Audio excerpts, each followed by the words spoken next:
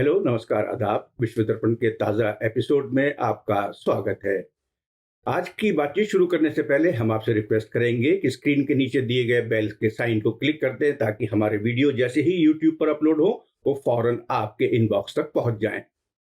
आज हम बात करेंगे अफगानिस्तान और वहां की तालिबान हुकूमत की, और ये जानने की कोशिश करेंगे कि अफगानिस्तान में तालिबान हुकूमत के जो कंट्रोवर्शियल रूल्स एक के बाद एक आते चले जा रहे हैं उनका अफगानिस्तान की सूरत हाल पर ओवरऑल क्या इफेक्ट पड़ रहा है, और इसके अलावा अमेरिका और दूसरी रीजनल पावर्स जो हैं वो अफगानिस्तान में क्या खेल कर रही हैं, और इन सब के साथ साथ जो बातें करी जा रही हैं उनका असर जमीनी सतह के ऊपर वहां के अवाम या वहां की पब्लिक के फायदे के लिए क्या हो रहा है, पब्लिक को क्या रिलीफ मिल रही है।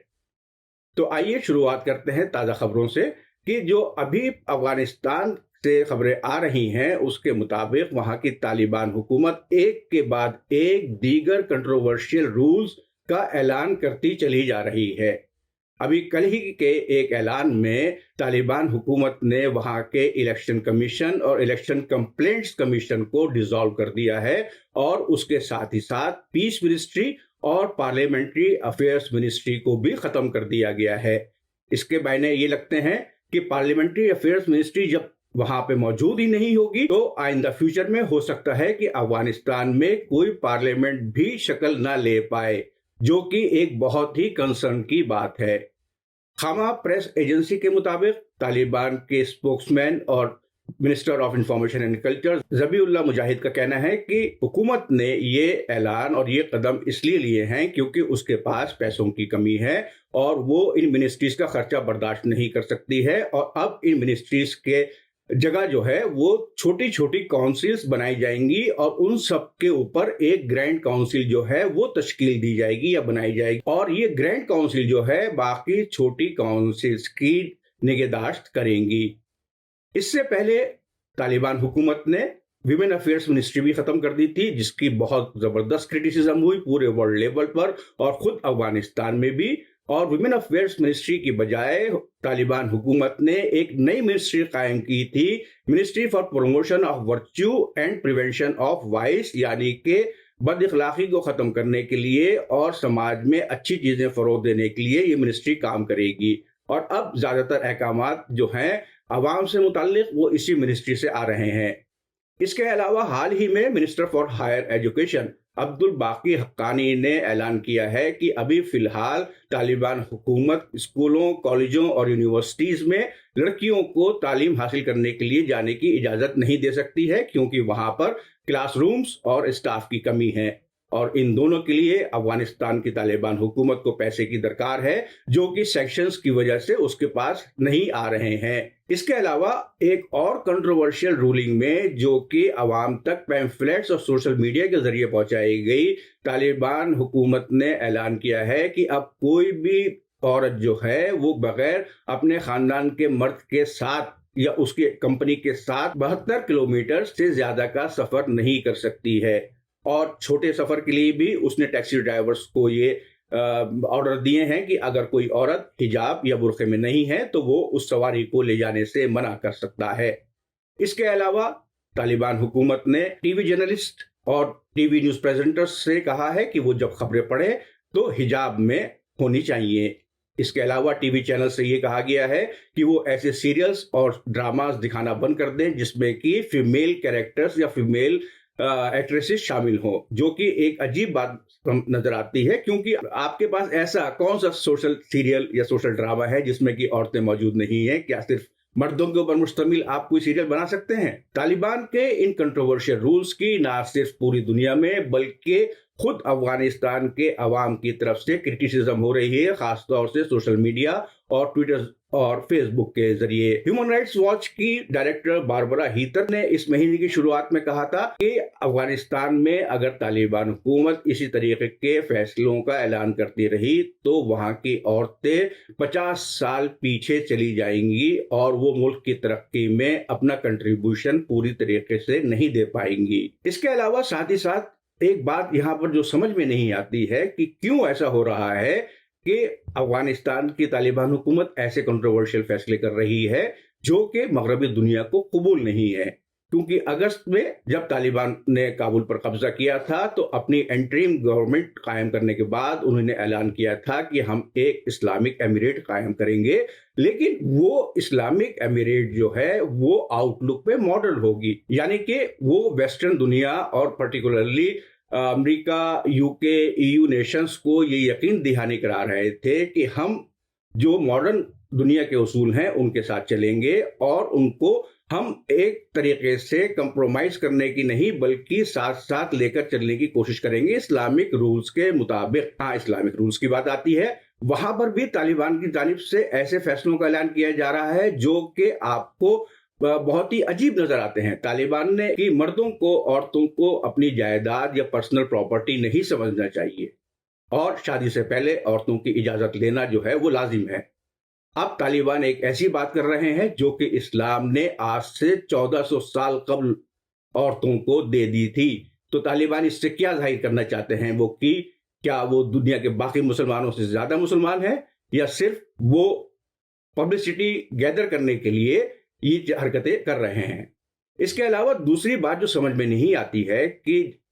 معلوم یہ ہوتا ہے کہ جب امریکن فورسز کا وڈرال ہوا تھا 31 جولائی کو، اس کے پہلے یقیناً بیک ڈورز میں طالبان کے ہائر آفیشلز اور امریکن کمانڈرز کے درمیان کوئی نہ کوئی بات چیت ضرور ہوئی ہوگی کہ افغانستان کی نئی حکومت کس طریقے کی ہوگی، کس پیٹرن کی ہوگی اور وہ کس نہج کے اوپر یا کس پلان کے تحت کام کرے گی۔ لیکن امریکہ کی طرف سے ابھی تک ان کنٹروورشل رولز کے اوپر کوئی بھی رد عمل سامنے نہیں آیا ہے، بلکہ اس کے بجائے امریکہ سینکشنز ایز کرنے کی بات کر رہا ہے تاکہ افغانستان کو جو ہے وہ ڈالرز ریلیز کیے جا سکیں تاکہ اس کی حکومت ڈیولپمنٹ اور پراسپیرٹی کے پروگرامز جو ہے وہ شروع کر سکے۔ تو ایک جانب امریکہ جو اب تک ویسٹرن ڈیموکریٹک ویلیوز کی بات کر رہا تھا، وہ اندرون خانہ یا کلوز ڈورز کے پیچھے طالبان سے ایسا معلوم ہوتا ہے کہ بات چیت کر رہا ہے کہ تم اپنا کام کرتے رہو اور ہم تھوڑے تھوڑے سینکشنز جو ہیں وہ ایز کر کے یا ان کو آسان بنا کر تمہارے تک پیسہ مہیا کراتے رہیں گے۔ اس سے غالباً یہ لگتا ہے کہ شاید امریکہ یہ چاہتا ہے کہ طالبان اپنے کنٹروورشل فیصلوں کی وجہ سے عوام اور انٹرنیشنل کمیونٹی دونوں کی طرف سے ریجیکٹ یا مسترد کر دیے جائیں اور اس کے بعد امریکہ اور اس کے ساتھی انسٹیٹیوشنز اور کنٹریز جو ہیں وہ دوبارہ سے افغانستان میں ایک بیک ڈور انٹری لے۔ اس کے ساتھ ہی ساتھ ایک اور دوسرا معاملہ جو آپ کو عجیب لگتا ہے وہ یہ کہ افغانستان میں اتنی بڑی تعداد میں امریکن فوجیں موجود تھیں، لیکن وہاں سے وڈرال سے پہلے وہ ISIS، خراسان اور القاعدہ کے چند عناصر جو کہ امریکن رپورٹس کے مطابق 1000 سے زیادہ نہیں تھے، کوئی بھی کنکریٹ ایکشن نہیں لے پائی۔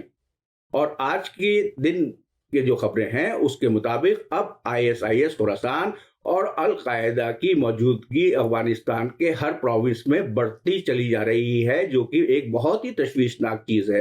تو کیا امریکہ نے یہ چیزیں جان بوجھ کر یہاں پہ یہ ایلیمنٹس چھوڑے تھے تاکہ وہ دوبارہ سے افغانستان میں انٹری کر سکے؟ یہ بات سمجھ سے باہر ہے۔ اس کے علاوہ ریجنل کنٹریز جو ہیں وہ ہر طریقے سے اپنا انفلوئنس افغانستان میں بڑھانے کی کوشش کر رہی ہیں۔ اس کے ساتھ ہی ساتھ جس طریقے سے امریکہ کے ہائر آفیشلز چپ چاپ افغانستان کے آفیسر سے مل رہے ہیں، جیسا کہ پچھلے ہفتے اسلام آباد میں ہوا جب افغانستان کے لیے امریکہ کے اسپیشل ریپرزینٹیٹیو تھامس ویسٹ نے امیر خان متقی سے اسلام آباد میں ملاقات کی، تو اس میٹنگ کی کوئی بھی تفصیلات عوام تک یا پبلک نہیں کی گئی۔ ان سب سے ظاہر یہی ہو رہا ہے کہ غالباً ابھی جو کھیل افغانستان میں چل رہا ہے اس میں کسی کو بھی افغانی عوام کی صورتحال، ان کی بدحالی کے بارے میں کوئی سروکار نہیں ہے۔ زیادہ تر عوام بھوکمری اور سردی کا شکار ہو رہے ہیں اور اپنا ملک چھوڑنے پر مجبور ہو رہے ہیں، اور ملک چھوڑنے کے راستے میں جب وہ دوسرے قریبی ملکوں کا سفر کر رہے ہیں تو اس میں سردی کی وجہ سے بہت زیادہ لوگوں کی موت ہو رہی ہے، لیکن اس سے کسی کو کوئی سروکار لگتا نہیں نظر آ رہا ہے۔ پچھلے ہفتے بھی یونائٹڈ نیشن سیکورٹی کونسل کی جو ریزولوشن پاس کی گئی اس میں سینکشنز کو ایز کرنے کی بات کہی گئی تھی۔ اس کے علاوہ OIC का एक स्पेशल इजलास जो है इस्लामाबाद में मुनक्किद किया गया, लेकिन उस इजलास में भी किसी भी इस्लामिक कंट्री ने कोई स्पेसिफिक अमाउंट जो है वो ह्यूमैनिटेरियन एड के लिए रिजर्व करने का ऐलान नहीं किया, बल्कि उन्होंने सिर्फ 1 जनवरी 2022 से एक फंड कायम करने की बात कही है। तो ये बातें सारी जो है सिर्फ लफ्ज़ी नजर आती हैं, कोई भी कंक्रीट एक्शन किसी की तरफ से, ना तो तालिबान हुकूमत की तरफ से, ना वेस्टर्न कंट्रीज की तरफ से, ना इस्लामिक कंट्रीज की तरफ से अफगानिस्तान के बदहाल आवाम की फलाह बहबूद के लिए लेता नजर आ रहा है, जो कि एक बहुत ही नेगेटिव डेवलपमेंट है।